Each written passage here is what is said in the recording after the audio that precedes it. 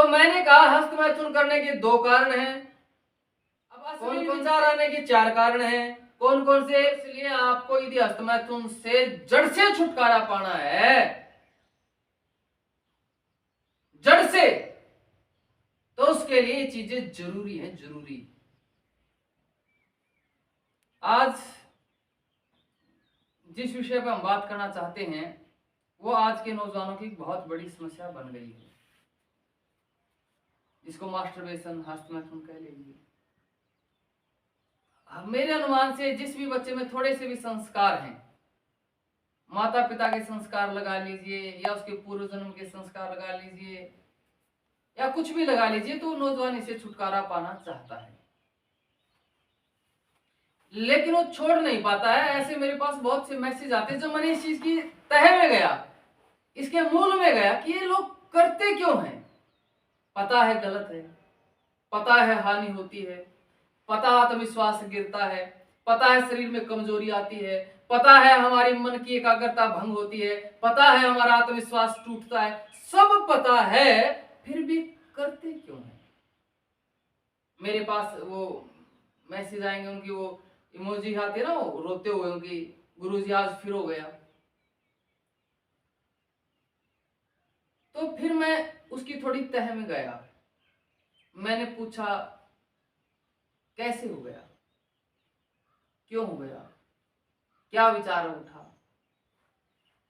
तो इसके पीछे 2 कारण मैंने मिले मुख्य रूप से।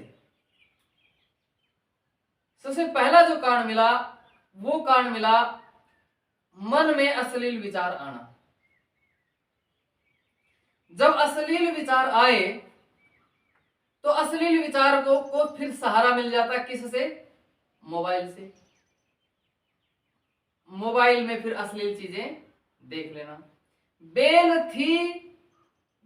थी और बेल को सहारा मिला तो तुरंत ऊपर चढ़ गई। मेरी बात समझ पा रहे हो ना? मन में अश्लील विचार आए, अश्लील विचार आते उसके पास में मोबाइल था, मोबाइल में उसने अश्लील वीडियो देखी और गलत काम कर बैठा।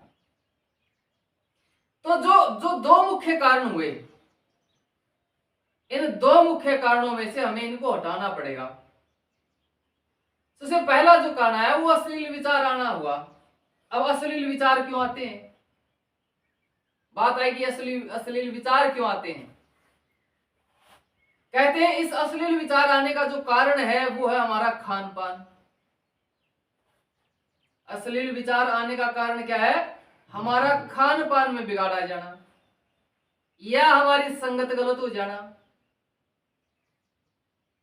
या फिर हमारा व्यस्त ना होना, हमारे किसी कोई लक्ष्य के प्रति हमारा व्यस्त ना होना। तो ये जो 3 मुख्य कारण है और चौथा मुख्य कारण है प्राणायाम न करना। तो मैंने कहा हस्तमैथुन करने के 2 कारण हैं। कौन कौन से? अश्लील विचार आना और मोबाइल देखना। अब अश्लील विचार आने के 4 कारण हैं। कौन कौन से? गलत खान पान, गलत मित्रों का संग, लक्ष्य के प्रति एकाग्रता नहीं, लक्ष्य के प्रति समर्पण नहीं, पूरी अपने आप को व्यस्त नहीं रखना, और चौथा प्राणायाम ना करना। जो व्यक्ति जिसका खान पान सात्विक नहीं है, कुछ भी खा पी लेता है, जिसके संग अच्छा नहीं है, जो जिसका कोई जीवन का लक्ष्य नहीं है, जो प्राणायाम नहीं करता, वो भाई ब्रह्मचर्य पालन करने की सपना में भी मत सोच लियो। कदे सपना में सोच लो अगर मैं ब्रह्मचारी बन गया और मुझे सालों बीत गए जैसे मैंने कभी हस्तमैथुन नहीं किया, सपना में भी मत सोच लियो। समझ गए ना? यदि आपको अच्छे वाला ब्रह्मचारी बनना है, अखंड प्रचंड ब्रह्मचारी बनना है, तो वह मेरी गारंटी है, कागची बात ना बोल रहा, जीवन जी रहा हूं ब्रह्मचर्य का। समझ गए ना? रुके ना मारता इस मोबाइल में। हजारों नौजवान देखे, जीवन जीवा भाई। लड़कियां भी देखे, लड़के भी देखे, साथ पढ़ने वाले भी देखते होंगे, घर वाले भी देखते होंगे, गांव वाले भी देखते होंगे, मेरे पड़ोसी भी देखते होंगे, और सबने पता मैं किसा हूं, किसा नाम हूं। तो जीवन में यदि इस चीज से छुटकारा पाना है, खान पान सुधारो। मैं खान पान में मैं अपना खान पान सात्विक रखता हूं। खान जैसा खाओ अन्न वैसा हो जाए मन, ये बात 100% सही है। घटना आज से 20 साल पहले की है। मैं प्राकृतिक चिकित्सालय में रहा, मैंने कभी सिनेमा हॉल में फिल्म नहीं देखी थी। 25-30 साल पहले ज्यादा लोगों को सिनेमा का ज्यादा वो रहता था, तो हमारे भाई ने कहा भाई तेरे को फिल्म दिखाएंगे। पानीपत में मैं रहता था, हमारे उमेश भाई वो आज भी प्राकृतिक चिकित्सालय चलाते हैं। फिल्म दिखाने के लिए ले गए, फिल्म अश्लील थी। जो सीन आए ना, वो सीन देखकर मुझे बहुत कष्ट हुआ था। ये बेकार जगह है भाई, नहीं देखना है। ये किसका प्रभाव था? ये अन्न का प्रभाव था। पवित्रता थी मन में। ना तो ये सीन सबने बढ़िया लगे कि जन्म जन्मांतर के कुसंस्कार पड़े होते हैं, विपरीत लिंग के प्रति आकर्षण स्वाभाविक होता ही है। लेकिन जब आपका अन्न सात्विक होता है, खान पान अच्छा होता है, आपका दिनचर्या ठीक होती है, आपका प्राणायाम बढ़िया होते हैं, तब ये चीजें प्रभावित नहीं करती। तो इसलिए आपको यदि हस्तमैथुन से जड़ से छुटकारा पाना है, जड़ से, तो उसके लिए ये चीजें जरूरी है, जरूरी।